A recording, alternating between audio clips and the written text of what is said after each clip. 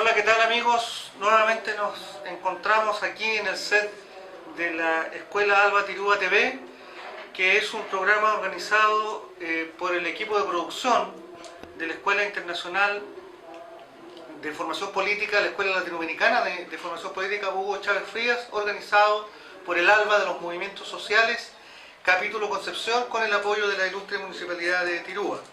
Tenemos un invitado de excepción para conversar durante un rato.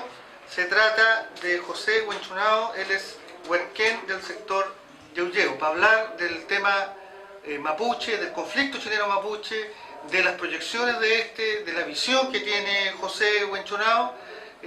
Vamos a partir inmediatamente. Primero agradecerte, José, que estés con nosotros, para la Escuela Latinoamericana, para el equipo de comunicaciones.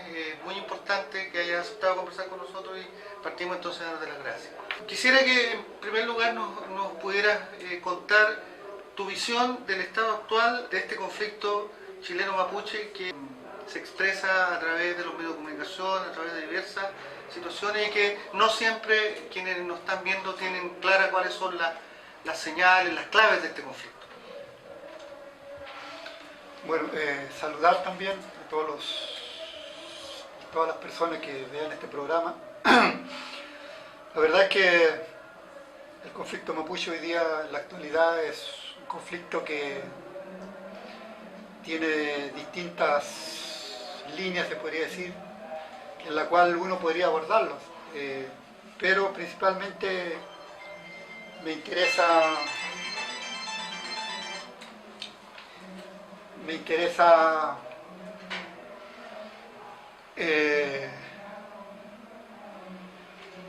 desarrollar, podría ser empezar por el tema de las recuperaciones de tierras que fueron, digamos, Por favor. donde empezamos nosotros. Bueno, la demanda del pueblo mapuche, una de sus demandas principales son el tema de las tierras. Bueno, las recuperaciones de tierras fueron, digamos, como uno de los ejes por la cual en estos últimos tiempos, digamos, el movimiento mapuche comenzó como a resurgir. Entonces, para nosotros es fundamental porque es una demanda concreta que tiene el pueblo mapuche. Entonces, es para todos los mapuches tiene un significado importante por el solo hecho de que la tierra es como la base donde se sustenta nuestro pueblo y las comunidades y todo lo que sea, digamos, tejido social y político de nuestra nación mapuche. Entonces, fue, digamos, para el resurgimiento de esta última lucha que se ha conocido del pueblo mapuche, fue fundamental. A partir de ahí, digamos, se comenzaron a diseñar nuevas líneas, o más que diseñar nuevas líneas, yo creo que es como a entender de que el conflicto mapuche, digamos, era mucho más amplio que la recuperación de tierra. Y si bien, por ejemplo, nuestro pueblo en algún momento, o en todo su trayecto histórico, desde que se perdió el territorio, una de las demandas históricas ha sido el territorio, y también el tema de la autonomía. No estaba, digamos, hasta después de la dictadura, no estaba bien consolidado dentro de la concepción política e ideológica de la dirigencia mapuche esta demanda histórica. Entonces, el movimiento mapuche tuvo que volverlo a reafirmar, digamos, como estratégica y proyección de este movimiento.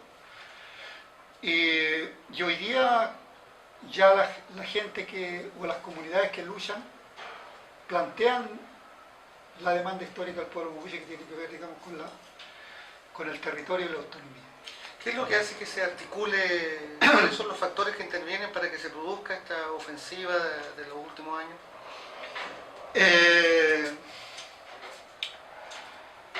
Yo creo que principalmente yo creo que hay varios factores, pero entre lo que existe es que estamos en un momento crucial o histórico entre que nos dejábamos morir o seguíamos luchando para proyectarnos como pueblo-nación. Por las diferentes situaciones que atravesamos en el periodo de los años 90. Y un sector del movimiento mapuche apostó porque había que seguir existiendo. Y para seguir existiendo, la verdad es que había que agudizar las contradicciones existentes en ese momento. Y agudizándose las contradicciones existentes, también la sociedad mapuche, gran parte de ella, y a entender, digamos, el trasfondo de nuestro problema. ¿Ya? Y se pudo ahí entender de que los enemigos concretos en ese momento, así como, bueno, también históricamente, pero se volvió a reafirmar que el capitalismo era el enemigo concreto del pueblo mapuche. ¿Ya? Y también y todo lo que las estructuras, digamos, que amparaban el capitalismo, dentro de eso, digamos, el Estado de Chile como estructura.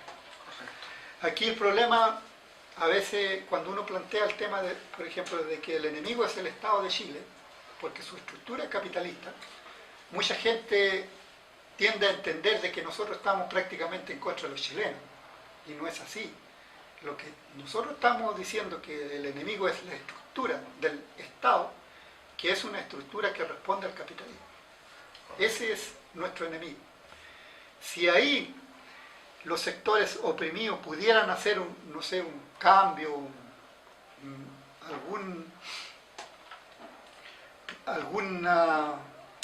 tener, digamos, un avance ahí en plantear una nueva estructura, creo que muy probablemente sería más fácil para nosotros y también para los oprimidos en general, crear, digamos, una posibilidad de entendimiento, una posibilidad de resolver e ir avanzando, digamos, en la restitución de los derechos de nuestro pueblo. Antes de entrar en eso, quisiera volver un segundo atrás para preguntarte respecto de lo siguiente. Se produce esta irrupción del último tiempo de la lucha del pueblo mapuche, como tú lo señalas, por las reivindicaciones específicas de tierra y autonomía, y la reacción del Estado capitalista es brutal. O sea, ustedes tienen muertos, tienen prisioneros políticos, tienen persecución, ocupación militar prácticamente de territorio. ¿Cómo interpretan esto y cómo esto define las luchas futuras del movimiento o de un sector del movimiento mapuche? Bueno, nosotros sabemos que el capital en sí, para dominar y para ir expandiéndose, su práctica histórica ha sido la represión, o sea, ha sido por la fuerza ir avanzando. Así lo hicieron los primeros españoles que llegaron acá, porque ellos llegaron con ese espíritu invasor capitalista, de acumulación. Ahí se podía ver por qué traían los esclavos y todo claro. Tenía que ver, digamos, con el espíritu capitalista. Y extractivo. Extractivo, claro. Exactamente. Hoy día el enemigo sigue siendo el mismo, ¿ya? En una fase distinta tal vez del capitalismo, pero el enemigo sigue siendo el capitalismo. Y ahí vemos también de que cómo nosotros como mapuche hacemos frente a esa forma que tienen o a esa estrategia que tienen ellos de dominación. Entonces aquí uno analiza y dice, bueno, ¿lo vamos por esta vía o lo vamos por estas otras vías? ¿Cuál de estas vías le ha dado en el fondo? Porque no es que nosotros tampoco estemos inventando nada de lucha, más bien nosotros estamos recogiendo la experiencia de resistencia que tuvo nuestro pueblo, pero también recogiendo experiencias de lucha de otros pueblos. Entonces uno hace un balance, ¿qué es lo que ha dado más? ¿Qué estrategia? ¿Qué línea? Entonces nosotros vemos de que la línea, por ejemplo, de la acumulación de fuerza, tanto sociales, políticas, incluso incorporando otros elementos, es la que a los pueblos en realidad le da la posibilidad de avanzar en su reconquista de sus derechos. Y nosotros también pensamos eso. Por ejemplo, nosotros no creemos que, por ejemplo, el Estado, este Estado capitalista, ya con su estructura y toda su forma y fondo que tiene, a nosotros nos devuelva los derechos que nos corresponden como pueblo. Al contrario, ellos lo que quieren es seguir perpetuando esa injusticia, esa dominación, porque ellos saben incluso que acá, por ejemplo, en el territorio mapuche hay recursos estratégicos que sirven, digamos, para la proyección capitalista y para seguir, digamos, manteniendo los privilegios y las fortunas de quienes conducen o son, digamos, los dueños de este sistema. La lucha por los derechos de los oprimidos, de los perseguidos, de los abusados, siempre ha sido a un alto costo.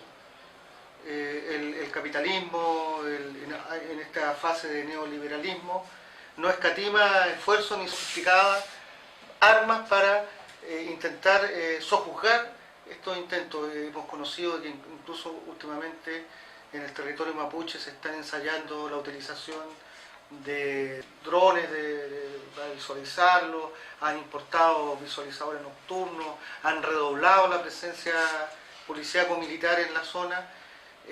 ¿Cómo impacta esto dentro de la lucha que ustedes desarrollan para seguir manteniéndola en el tapete de la atención pública nacional e internacional, más allá de lo que se presenta normalmente, que son estos atentados supuestos, algunos enfrentamientos, casi intentando mostrar que ustedes son gente violenta, gente que no respeta la propiedad, gente que está dedicada a la violencia y a la destrucción? ¿Qué hace el movimiento mapuche para combatir ideológicamente eso? Bueno, como le decía yo, nosotros hemos ido entendiendo un poco cuál es la estrategia, en este caso, del enemigo, que es el capital. En ese sentido, también sabíamos que si la confrontación con este enemigo era mayor, también ellos elevan su respuesta, exactamente. Incorporan medios incluso. ¿Por qué? Porque cuando se empezó la recuperación de tierra, yo me recuerdo que los carabineros que venían a ver, digamos, la recuperación de tierra eran estos carabineros que controlaban el tránsito. Pero posteriormente, digamos, ya empezaron a llegar las fuerzas especiales y entrenadas muy probablemente en la ciudad. Hoy día ya las fuerzas que traen para acá, militarizadas, ya no son entrenadas ni siquiera en las ciudades, sino que son entrenadas en los campos. ¿Por qué? Porque ellos tienen que combatir a gente que conoce los campos. En el terreno. En el terreno. Entonces, nosotros sabíamos y que ellos incluso vayan a incorporar elementos, la tecnología sobre todo, para tratar de contrarrestar al movimiento mapuche. Nosotros sabíamos que eso podría pasar, y así es. Ahora, también sabemos que, por ejemplo, el sistema en realidad capitalista, ellos entienden de que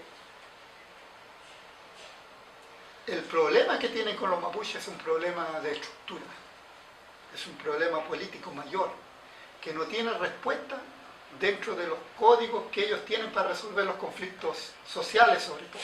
O sea, dentro del sistema capitalista neoliberal, la demanda del pueblo mapuche por autonomía, libertad y tierra no tiene solución. No tiene solución. No tiene solución. Por lo tanto, aquí nuestra apuesta, ¿para dónde apunta? Nuestra apuesta apunta, por lo menos desde mi punto de vista, es que la construcción nuestra tiene que apuntar, digamos, por ejemplo, a hacer alianza con los sectores oprimidos. Sí, porque el capitalismo oprime por igual culturas, pueblos, sectores sociales. Correctamente. Y todos los esfuerzos que hagamos, que por ahí tiene que ir encaminado, a buscar ahí las confianzas. Ahora, también tal cuidado, que también lo planteaba, es el tema cómo es esta relación con los sectores oprimidos. Porque hay experiencia, digamos, de relación con los sectores oprimidos desde los indígenas, desde el mundo, desde los indígenas, pero que ha sido, digamos, en una calidad así de subordinación también ideológica. Y ese es un tema que nosotros no estamos tampoco dispuestos a aceptar, porque en realidad la lucha de nuestro pueblo también tiene que ver con eso, tiene que ver, digamos, con cómo nosotros como pueblo, con todos los fundamentos, con todos los elementos que tiene nuestra cultura, somos un aporte a la humanidad. Y para hacer un aporte a la humanidad, necesariamente la humanidad tiene que escuchar. Y ahí tenemos que discutir, no... Y no escucharlo además en una actitud paternalista, ¿no? Exactamente, no en una actitud, digamos, de subordinación, sino que en una de igualdad, de respeto. Posición, claro, de igualdad, de entender que los pueblos indígenas en realidad tenemos mucho que aportar, mucho que aportar. Tampoco estoy diciendo de que nosotros vamos a subordinar a los otros.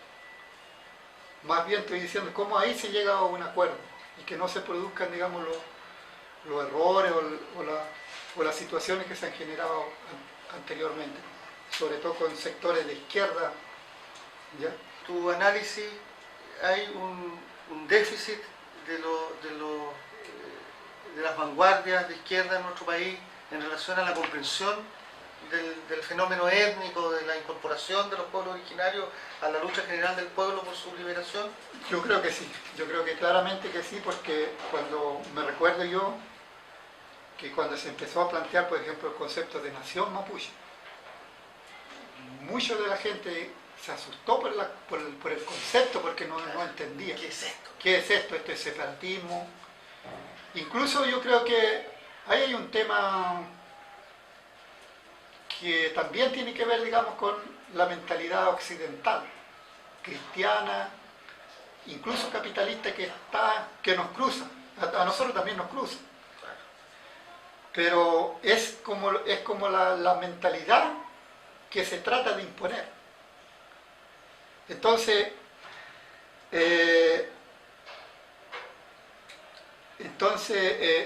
ahí no hay una comprensión de los sectores, digamos, de izquierda, hasta ahora, así como claramente.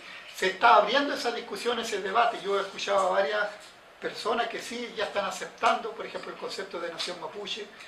Algo de la cultura mapuche, también tienen las puertas abiertas, o sea, no es un tema de limpieza étnica o racial, sino que eminentemente el proyecto nuestro tiene que ver, digamos, con un tema político, con un tema ideológico, con un tema cultural.